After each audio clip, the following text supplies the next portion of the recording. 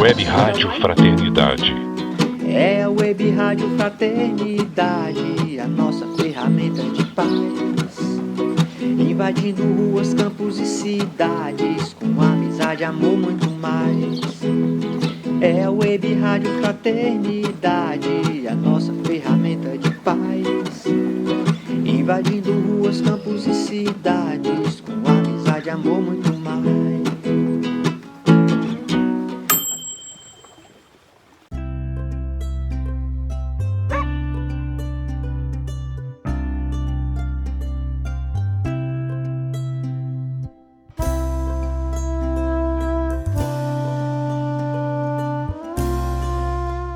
Web Rádio Fraternidade, a emissora do bem na internet.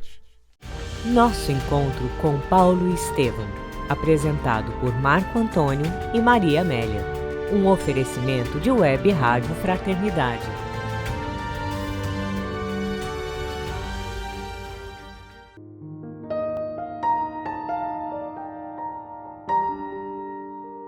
É com alegria que nos encontramos aqui. Nosso encontro com Paulo Estevão, nosso programa de número 72. Com muita gratidão, nós elevamos o pensamento ao alto, rogando a inspiração, a orientação para o nosso estudo. Que Jesus se faça presente em nosso coração. E ficamos com a reflexão do nosso último encontro. Quando todas as portas do mundo se fecham, qual a minha atitude? Eu vou para aquela atitude do desespero, da exasperação, da revolta, da rebeldia. Essa já foi a minha atitude, seguramente, Maria Amélia, ao longo da jornada. De todos nós, né? Quando eu penso que Deus brigou comigo e a gente briga com Deus. E brigado com Deus, as inspirações não são boas. O que eu preciso fazer nesse momento? Isso que Saulo fez. Buscar, de preferência, tivermos essa oportunidade, buscar a quietude da natureza, perceber, porque muitas vezes Deus fala conosco através desses elementos da natureza, e nesse momento aquietar o nosso coração, a nossa mente, respirar mais profundamente, que isso tudo vai abrindo os nossos canais intuitivos. Mas seguramente o melhor caminho é o caminho da prece. Essa oração ardente que Saulo vai exercitar ao longo de toda a sua jornada, e com certeza executa até hoje. E dessas orações ardentes chega muita coisa boa para nós. Isso vai então reabrir as portas ou vai abrir outras portas. É aqui que a gente fala, né? Que Deus tem 3 tipos de respostas para nós, e a que a gente mais gosta é quando ele fala assim, talvez ainda não, né? Ou diz assim, tem coisa melhor para você. E outras portas vão se abrir e muitas vezes vão perceber que é melhor do que aquilo que a gente buscava. Nessas portas nós vamos nos sentir mais plenos. E é disso, Maria Amélia, que nós estamos curiosos, porque quando eu falo que das passagens mais belas desse livro, bate assim uma indecisão, porque são tantas. Mas seguramente nós estamos num ponto da narrativa de Emmanuel que toca muito o nosso coração e que foi decisivo para a jornada de Saulo. Que momento é esse? É um momento muito lindo, é um momento de realmente da virada, né, do trabalho de Saulo ali, do início, né, da preparação para o início com Jesus, ele moldando o seu homem velho, seu caráter forjado na luz do entendimento de Jesus, não é mais o que ele trazia.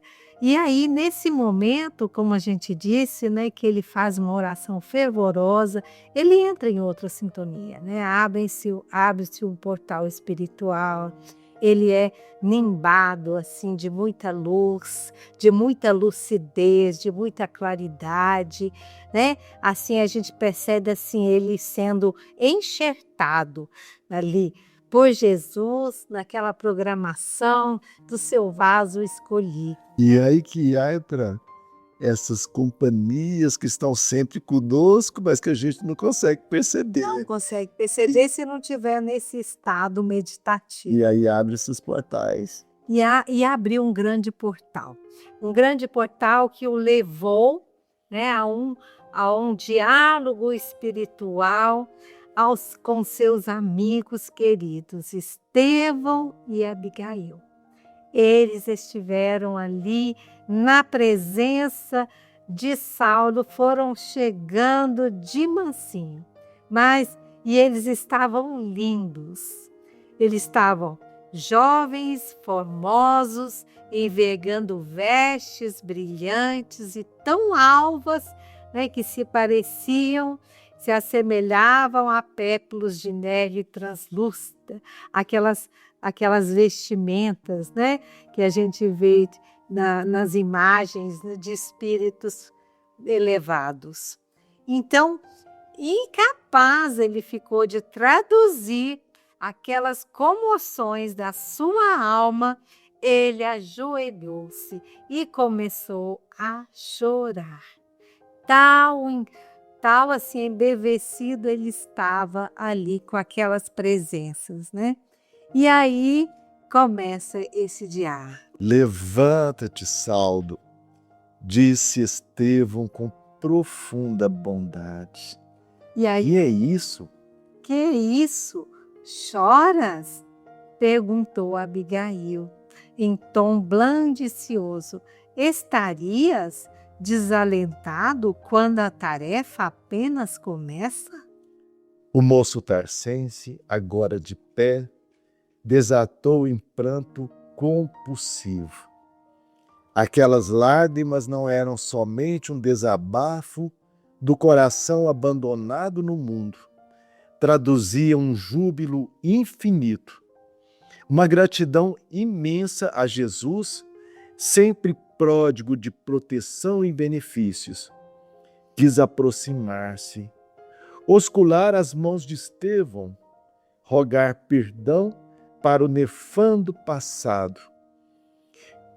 Mas foi o mártir do caminho que, na luz de sua ressurreição gloriosa, aproximou-se do ex-rabino e o abraçou efusivamente, como se o fizesse a um irmão amado. Depois, beijando-lhe a fronte, murmurou com ternura: Saulo, não te detenhas no passado. Quem haverá no mundo isento de erros? Só Jesus foi puro. Essa fala de Estevão deve ressoar, deve reverberar em nós. Quanto a gente fica presa ao nosso passado culposo, quando Jesus espera de nós essa atitude sugerida por Estevão: levanta e caminha. O ex-discípulo de Gamaliel sentia-se mergulhado em verdadeiro oceano de venturas. Queria falar das suas alegrias infindas, agradecer tamanhas dádivas, mas indômita emoção lhe selava os lábios e confundia o coração. Ele não conseguia falar. Amparado por Estevão, que lhe sorria em silêncio, viu Abigail mais formosa que nunca, recordando-lhe as flores da primavera na casa humilde do caminho de Jope. Não pôde furtar-se às reflexões do homem, volta àquelas lembranças, né? Esquecer os sonhos desfeitos, lembrando-os acima de tudo naquele glorioso minuto de sua vida. Pensou no lar que poderia ter constituído, no carinho com que a jovem de Corinto lhe cuidaria dos filhos afetuosos, no amor insubstituível que sua dedicação lhe poderia dar. Mas compreendendo-lhe os mais íntimos pensamentos, a noiva espiritual aproximou-se, tomou-lhe a destra, calejada nos labores rudes do deserto, e falou comovidamente: Nunca nos faltará um lar. Tê-lo-emos no coração de quantos vierem à nossa estrada. Quanto aos filhos, temos a família imensa que Jesus nos legou em sua misericórdia. Os filhos do Calvário são nossos também. Eles estão em toda parte. Estendeu em toda parte, esperando a herança do Salvador. Ou seja, de novo, ela repetiu com outras palavras: não te detenhas no passado. O lar que você não teve, você pode fazer esse lar com os filhos do caminho, os filhos do Calvário. Eu estarei com você, não é? A minha companhia você tem. E continua. Saulo entendeu perfeitamente agora, né, Maria Amélia? E guardou essa instrução no fundo do seu coração. Sim. Não te entregues ao desalento, continuou Abigail. Nossos antepassados conheceram o Deus dos exércitos, que era o dono dos triunfos sangrentos, do ouro e da prata do mundo. Nós, porém, conhecemos o Pai, que é o Senhor de nosso coração. A lei nos destaca a fé pela riqueza das dádivas materiais nos sacrifícios, mas o Evangelho nos conhece pela confiança inesgotável e pela fé ativa ao serviço do Todo-Poderoso. É preciso ser fiel a Deus, Saulo, ainda que o mundo inteiro se voltasse contra ti, né? Ainda que todas as portas se fecham, né? Possuirias o tesouro inesgotável do coração fiel. Não tornes a recalcitrar contra os aguilhões. Esvazia-te dos pensamentos do mundo. Quando hajas esgotado a derradeira gota da posca dos enganos terrenos, Jesus encherá teu espírito de claridades imortais. Aquelas palavras chegam ao coração dele assim, né? Como um decreto para aquele coração fiel que ele já era. Mas nas palavras de Abigail, ele não tinha dúvida agora quanto à diferença da lei de Moisés e da lei de Jesus, né? Do Messias prometido. E ele ouvia Abigail e não conseguia pronunciar a palavra, Maria Amélia. As exortações de Abigail calariam para sempre. Nunca mais permitiria que o desânimo se apossasse dele. Olha que força. Enorme esperança represava-se agora em seu íntimo. Trabalharia para o Cristo em todos os lugares e circunstâncias. O Mestre sacrificara-se por todos os homens.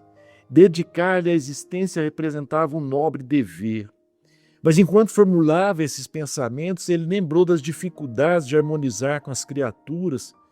E tudo lhe pareceu mais difícil, as sinagogas combatiam entre si, a própria igreja de Jerusalém entendia novamente as influências judaizantes. E ele então formulava isso mentalmente, as dificuldades que ele via no mundo. Foi aí que Abigail respondeu de novo aos seus apelos íntimos. Sim, porque aí ele voltava já aos pensamentos, né, de dificuldade, ao passado, ao que ele tinha visto. E ele não precisava expressar. E ela respondia, né? Reclamas, companheiros, concordes contigo nas edificações evangélicas. No entanto, é preciso lembrar que Jesus não os teve. Os apóstolos não puderam concordar com o Mestre senão com o auxílio do céu, depois da ressurreição e do Pentecostes. Os mais amados dormiam, enquanto ele, agoniado, orava no horto. Uns negaram, outros fugiram na hora decisiva. Concorda com Jesus e trabalha. O caminho para Deus está subdividido em verdadeira infinidade de planos. O Espírito passará sozinho de uma esfera para outra. Toda elevação é difícil, mas somente aí encontramos a vitória real. Recorda a porta estreita das lições evangélicas e caminha, ou seja, caminha, trabalha. Quando seja oportuno, Jesus chamará ao teu labor os que possam concordar contigo. Em seu nome, dedica-te ao Mestre em todos os instantes da tua vida. Serve-o com energia e ternura, mas como quem sabe que a realização espiritual reclama o concurso de todos os sentimentos que enobrecem a alma. Ali o roteiro.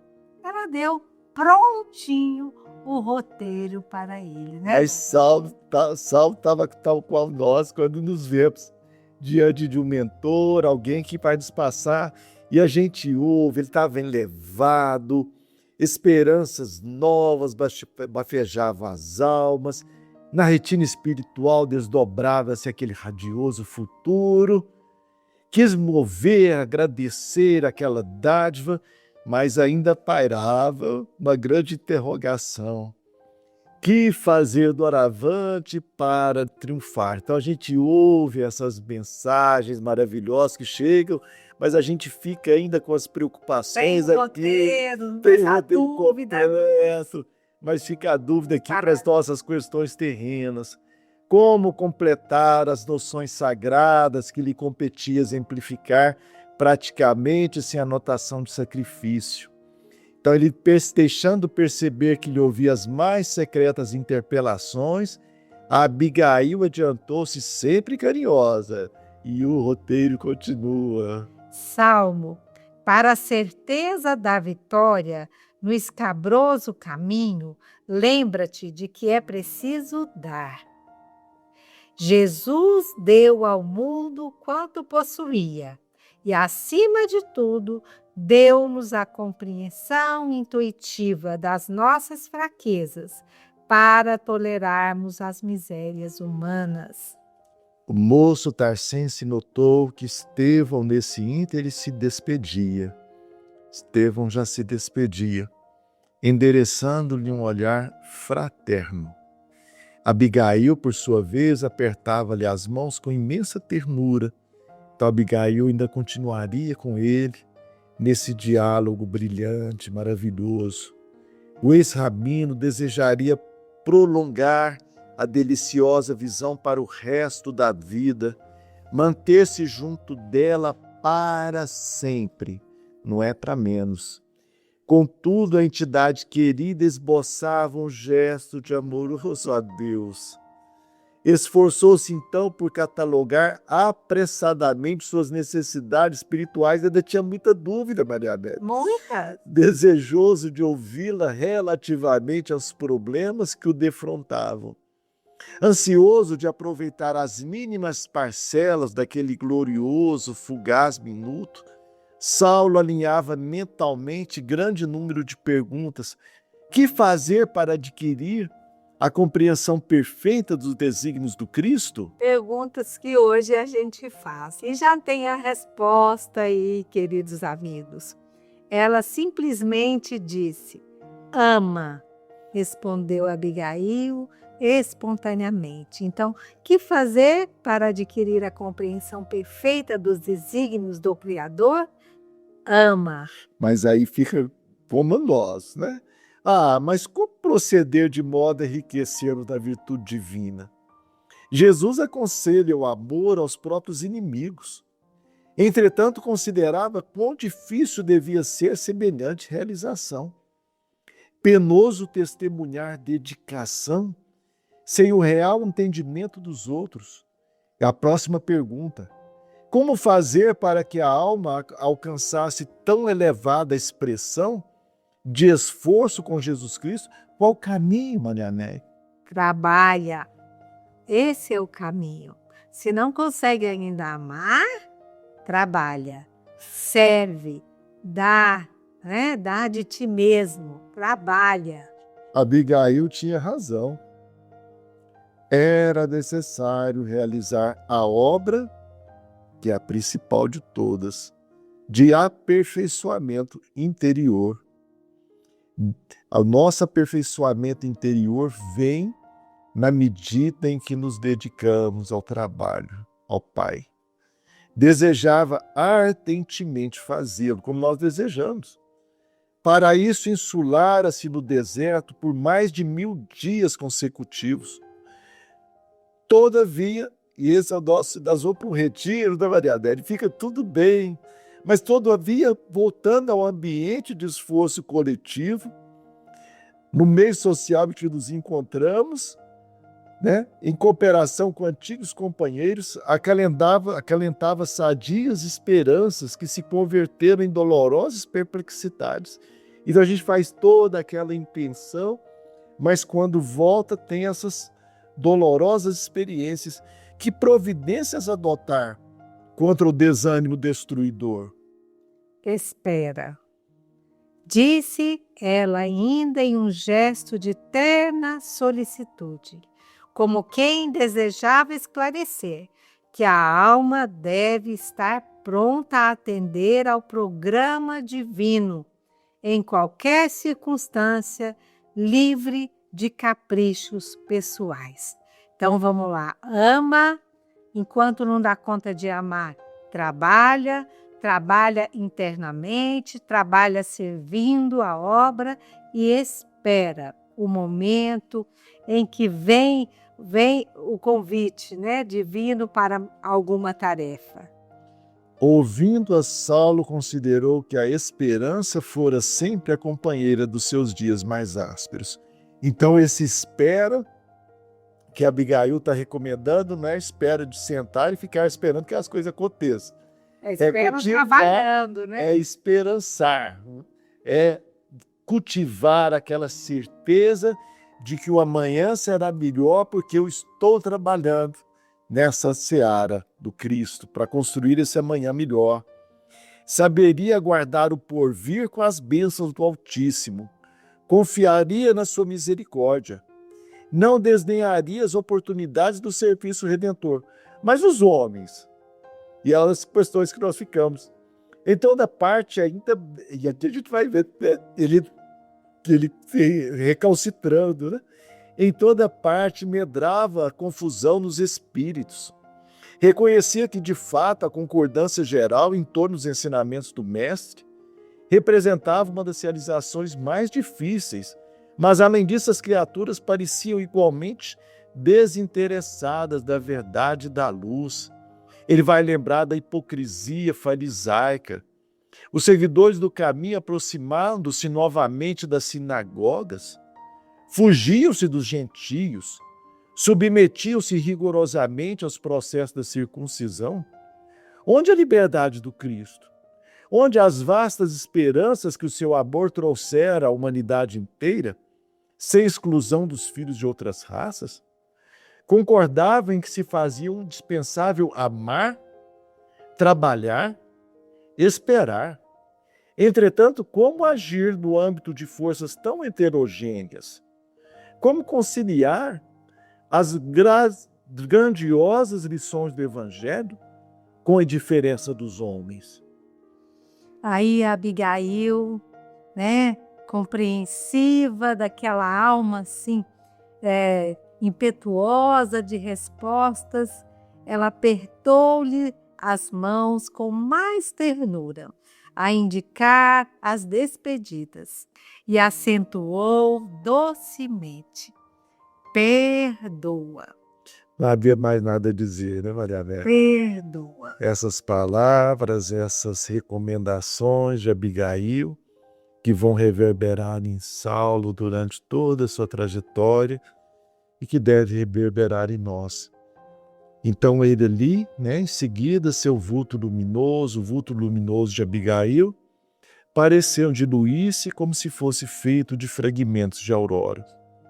Empolgado pela maravilhosa revelação, Saulo viu-se só, sem saber como coordenar as expressões do próprio deslumbramento. Ajoelhou-se e orou. Agradeceu ao Senhor a maravilha das suas bênçãos. O infinito azul do firmamento não era um abismo em cujo fundo brilhavam estrelas. Abria agora o entendimento. A seus olhos o espaço adquiria nova significação. Devia estar cheio de expressões de vida, onde provavelmente habitava agora Abigail e Estevão, que ao homem comum não era dado compreender. Os que haviam se libertado da carne voltavam do plano espiritual por confortar os que permaneciam à distância. Ninguém estaria abandonado. A natureza estava calma, o luar esplendia do alto em vibrações de encanto indefinível. De quando em quando o vento sussurrava de leve, espalhando mensagens misteriosas. Lufadas cariciosas acalmavam a fronte do pensador, que se embevecia na recordação imediata de suas maravilhosas visões do mundo invisível. Maria Amélia, que experiência é essa? Isso vai marcar agora uma nova etapa na vida de Saulo? Sim, com certeza, né? Ele ali que via a imortalidade da alma, ele que via ali na prática a ressurreição que eles tinham vivido com o Messias ali, e ele via, né, a realidade espiritual na imortalidade daquelas almas. Estevão, que ele fora apenas um verdugo, ele estava ali diante do perdão daquela alma que o abraçava como irmão amoroso. Então, olha como o perdão vem curando, né? O amor, o trabalho, a espera e o perdão. E aí, ele experimentando, né, uma nova condição mental, ele é experimentado de uma paz que até então desconhecida. Aquela paz que ele ansiava, que ele observava Estevão. Aquela serenidade. Agora já estava consolidada nele. Sim. E ele não titubeou, né? Quando o pai disse ele queria essa paz, essa serenidade estava perto. Então, ele teve uma compreensão totalmente diferente da vida, ali traçou a sua meta. Então, ele ficou encorajado como nunca. E como que ele foi gastar aquele dinheiro, aquele recurso que ele agradeceu ao pai? Ele dorme ali naquela caverna, desperta, como se tivesse novo, dorme ali. Dorme entre as pedras e desperta. Como que isso é? Às vezes a gente dorme em lençóis de algodão puro e acordamos atormentado. Ia dormir entre as pedras e acordava agora com uma nova disposição, né? Aquele colóquio espiritual com Estevão e Abigail renovaram as energias. Lembrou instintivamente a bolsa que o pai lhe havia mandado, retirou para calcular as possibilidades financeiras de que podia dispor para novos cometimentos. Como que ele vai aplicar esse dinheiro, Maria Amélia? Ele vai, depois de muito refletir, decidiu adquirir um tear, voltando às origens, né? Lembrando que no deserto ele foi, né? Usar o tear emprestado, né? Aquele ofício que ele havia aprendido na linhagem familiar. Seria o recomeço da luta. E o trabalho. E o trabalho. Que Abigail que recomendara, né? Assim, Ele vai se estabelecer, ele compra esse tiar, vai se estabelecer em Tarso, e dentro em pouco era reconhecido pelos conterrâneos como humilde tapeceiro. E essa notícia chegou, né, ao seu pai, uma notícia desagradável, teve uma repercussão, né? Seu velho Isaac não o aceitando e ficou doído, né, com aquela situação, ele vai procurar sua filha lá em Ele outras terras. se muda de Tarso, né, para uma propriedade à margem do Eufrates, onde esperou a morte junto da filha, incapaz de compreender o primogênito. E um detalhe, Marco Antônio, durante 3 anos, o solitário tecelão das vizinhanças do Tauro exemplificou a humildade e o trabalho, esperando devotadamente que Jesus o convocasse ao testemunho. Então, nós temos 3 anos de deserto, nós temos 3 anos de trabalho, de espera, e treinando aquele coração para o apostolado, e a gente encerra 3 esse anos, capítulo. 3 anos em Tarso, trabalhando como humilde tecelão. O humilde tecelão. E a reflexão de hoje não poderia ser outra. Ama, trabalha, espera e perdoa. Como que eu recebo essas palavras, Maria Amélia? Como que eu recebo esses ensinamentos? Como eu exercito isso na minha vida? Isso aqui revolucionou, abriu um novo portal, um novo caminho na vida de Saulo. E pode mudar essa vida. É o Roteiro com Jesus, ficamos com essa reflexão para o nosso próximo encontro. Sempre com muita alegria. Assim seja. Você acompanhou nosso encontro com Paulo Estevão, apresentado por Marco Antônio e Maria Amélia. Um oferecimento de Web Rádio Fraternidade.